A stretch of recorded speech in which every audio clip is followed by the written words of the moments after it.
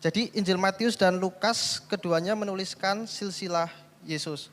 Akan tetapi ada perbedaan dalam silsilah Yesus yakni mengenai ayah dari Yusuf. Matius menulis ayah Yusuf adalah Yakub, sedangkan Lukas menulis ayah Yusuf adalah Eli. Saya pernah membaca adanya beberapa teori yang mencoba menjawab pertanyaan di atas. Teori pertama menyebutkan bahwa Matius menuliskan silsilah Yesus dari Yusuf, sedangkan Lukas menulis silsilah Yesus dari Maria. Nama Eli yang disebutkan oleh Lukas dikaitkan dengan nama Eliakim dan kemudian Yoakim, yang tidak lain adalah ayah Maria. Menurut teori ini, karena Maria adalah satu-satunya anak perempuan, maka dalam silsilah Yoakim atau Eli disebutkan menjadi ayah dari Yusuf. Kemudian teori kedua berasal dari catatan sejarawan bernama Julius Africanus.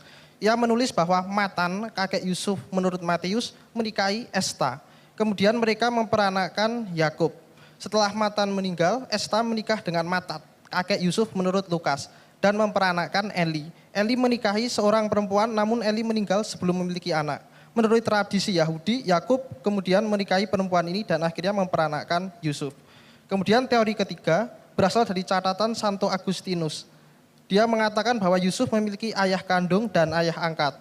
Hal ini yang menurutnya mengakibatkan adanya dua silsilah Yesus yang berbeda. Bagaimana menurut Pak Bambang mengenai teori-teori terkait perbedaan silsilah Yesus di atas? Terima kasih. Terima kasih. Sebetulnya pertanyaanmu itu sudah merupakan jawaban. Ya kan? Sudah dijawab Memang ada sendiri, ya. 3 itu yang mengatakan perkawinan Levirat itu namanya Julius Africanus. Nah, kemudian ada teori lagi yang mengatakan bahwa karena perempuan kan tidak boleh muncul dalam silsilah. Itu contoh aja misalnya ya. Israel kan punya 12 suku. Ya. Dari 12 anak-anak Yakub kan. Padahal di situ ada Dina. Kenapa Dina tidak ditulis silsilahnya? Karena perempuan. Itu contoh itu dari Alkitab. Kedua, seperti Bani Israel diberikan 12 anak, Ismail juga begitu, ada 12 anak. Mulai dari Nebayot, Kedar, dan seterusnya. Masih ada satu anak lagi yang perempuan, Mahalat, yang dinikahi sama Esau. Ya toh? Tapi kenapa enggak ditulis silsilahnya Mahalat? Karena perempuan. Jadi kalau menurut teks kitab suci sendiri, saya memilih pendapat, dan itu menurut saya paling kuat. Karena ada buku Sinaksarion, ya. Buku Sinaksarion itu judulnya Protevangelium Yakobi. Itu berasal di tahun 150. Sementara Julius Africanus abad ketiga. Santo Agustinus abad ketiga. Saya mengambil yang paling tua. Karena yang paling dekat dengan peristiwa kan. Nah di situ dalam buku Sinaksarion ini, di mana Maria itu punya ibu namanya Ana, bapaknya namanya Yoakim. Lah kenapa Eli, orang Yahudi zaman dulu, Eli itu Elohim, Tuhanku, ilahku, ya my Lord, my God, Eli. Terus kemudian Yo itu adalah Yehova. Jadi biasanya sebutan imam-imam besar di zaman dulu yang namanya Eliakim biasa disebut Yoakim. Jangan dipakai logika orang Temanggung. Ya, atau orang Indonesia kapan berubah akte kelahirannya. Ini anakronisme lagi. Nah, jadi kenapa silsilahnya Maria itu tidak memunculkan nama Maria? Karena nama perempuan nggak boleh muncul dalam silsilah. Seperti nama Dina dan nama Mahalat juga tidak muncul. Alkitab mencatat semua silsilahnya. Tapi untuk Mahalat anaknya Ismail kenapa gak dicatat? Kenapa Dina? Bahkan Dina itu kan pernah terjadinya perang itu karena kehormatan yang terkoyak. Diperkosa itu loh. Padahal yang memperkosa tanggung jawab itu. Tapi di tengah-tengah mereka menyiapkan anak-anak Yakub memperdaya dibunuh orang-orang itu. Ini artinya apa? Jangan kemudian dipahami logika sekarang. Wah gitu aja, kok marah sampai dibunuh ya toh? Oh dia tanggung jawab, itu kan kita sekarang. Yang permisif dengan moralitas, yang permisif dengan kehormatan. Zaman dulu kehormatan klan itu segala-galanya. Itu kira-kira terjadi ya. Jangan memahami konteks ribuan tahun lalu dari sekarang. Nah seperti penjelasan tadi maka Eli itu Eliakim itu adalah sebetulnya bapaknya Maria. Makanya jalurnya dari Nathan. Sementara di dalam Injil Matius itu kan dari Salomo. Itu jalur raja. Karena tema Matius itu adalah pembuktian bahwa Yesus Kristus, anak Daud, anak Ibrahim dari jalur Salomo. Makanya diawali dari inilah silsilah Yesus Kristus, anak Daud, anak Abraham. Lah karena Yusuf itu sebagai bapaknya Yesus secara silsilah itu sah bagi orang Yahudi. Karena apa? Ada silsilah darah, ada silsilah secara hukum. Tapi Maria sendiri sesungguhnya juga keturunan Daud. Dari mana? Dari Nathan. Makanya dia mendaftarkan diri sensus. Kenapa dari Nazaret jauh-jauh dia harus ke Bethlehem? Karena berdasarkan klannya keduanya itu berasal dari keluarga Daud. Makanya dia pergi ke Bethlehem. Ya itu ya, Julius Africanus dengan teorinya yang menarik tapi itu berasal dari abad yang kemudian lagi. Agustinus abad ketiga. Maka pilihlah kalau ngomong sejarah yang paling dekat dengan peristiwanya. Itu saya kira.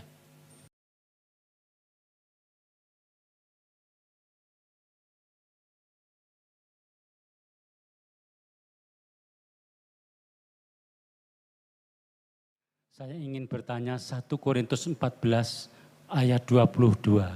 Di situ saya bingung untuk mengerti. Silakan. Terima kasih. Apanya dibingungkan apanya? Pertanyaannya yang dibingungkan apanya? 1 Korintus 14 ayat 22. Bunyi ayatnya. Saya bisa bantu bacakan Pak Ya. mungkin. Ya bisa. 1 Korintus 14 ayat 22 firman Tuhan berkata seperti ini. Karena itu karunia basa roh adalah tanda, bukan untuk orang yang beriman tetapi untuk orang yang tidak beriman.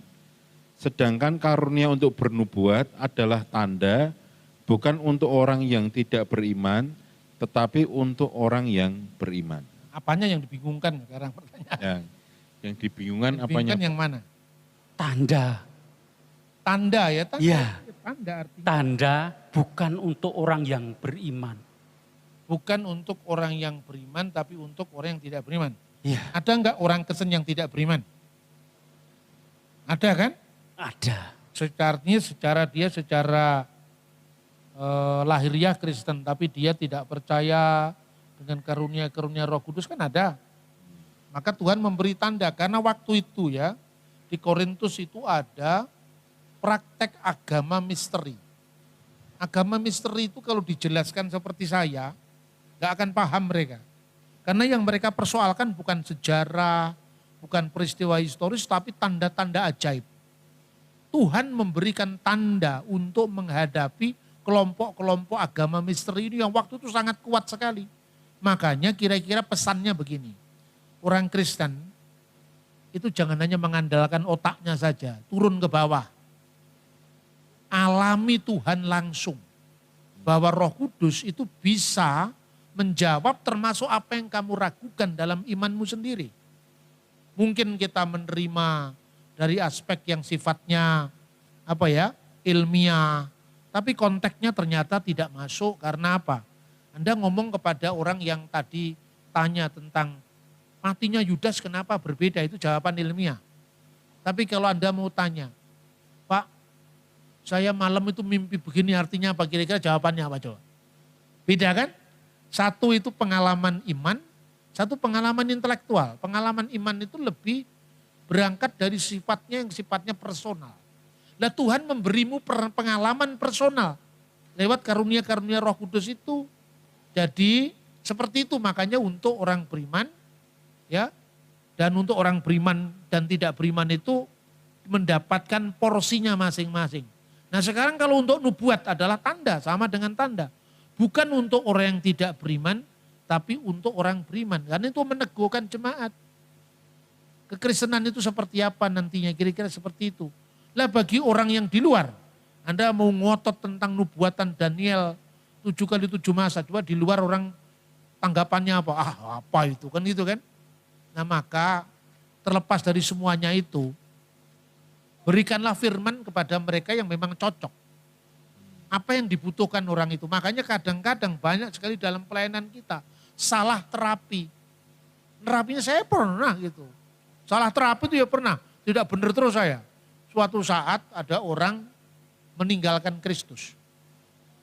Meninggalkan Kristus itu karena apa? Ini cara mendeteksi orang. Karena dia ini pemain musik di gereja. Bapaknya kemana-mana bawa seminar tentang penyembahan. Terkenal lah pokoknya, kalau saya sebutkan namanya. Orang Manado itu. Anaknya ini pemain drum di gereja. Suatu saat dia kan punya pergaulan cukup luas kan. Mau dipromosikan sama salah satu grup musik sekuler. Ya sebagai anak muda kan itu kan godaan berat. Wah bisa jadi populer saya gitu loh kira-kira. Akhirnya dia tinggalkan Kristus. Secara diam-diam dia tidak ngomong kepada bapaknya.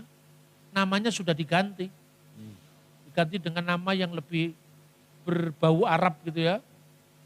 Waktu dia mau ngurus KTP-nya itu elektrik itu loh. Sama bapaknya dokumennya diketahui loh. Ternyata anak ini sudah pindah agama. Bapaknya pendeta tadi. Nangis-nangis di saya datang ke Malang.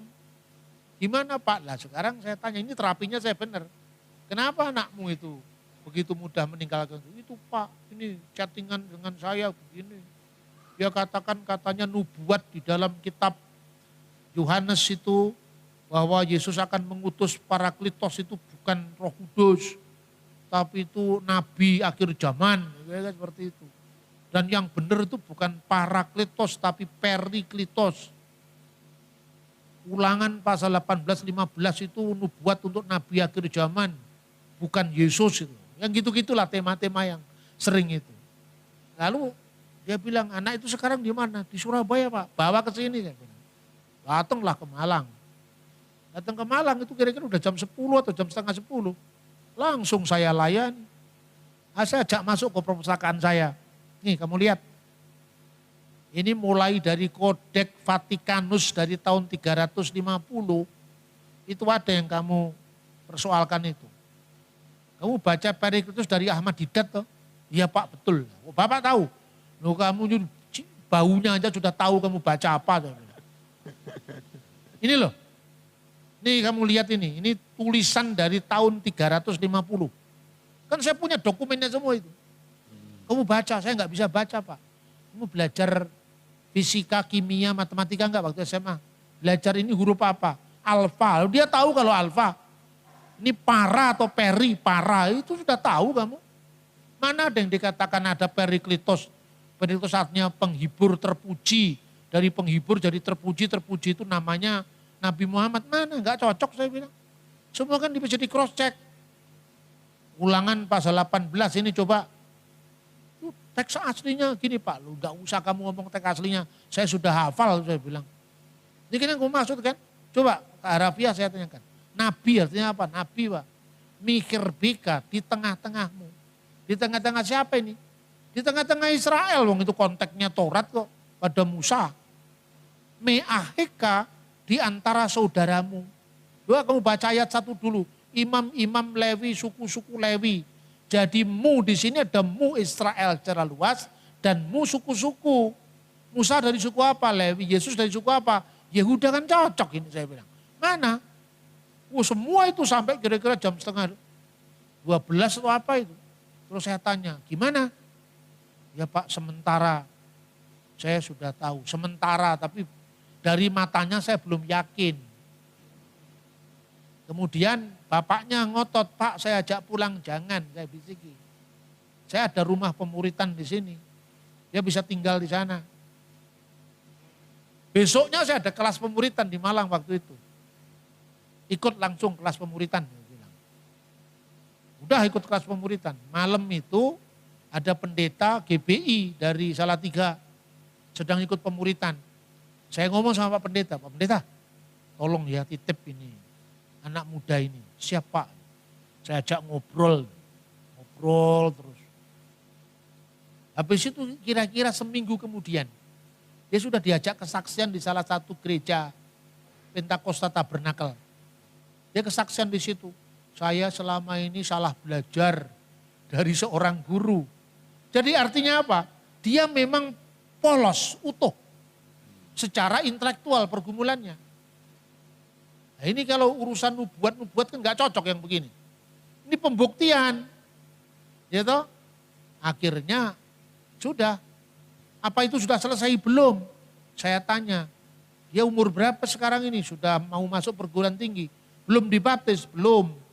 Saya ngomong sama bapaknya.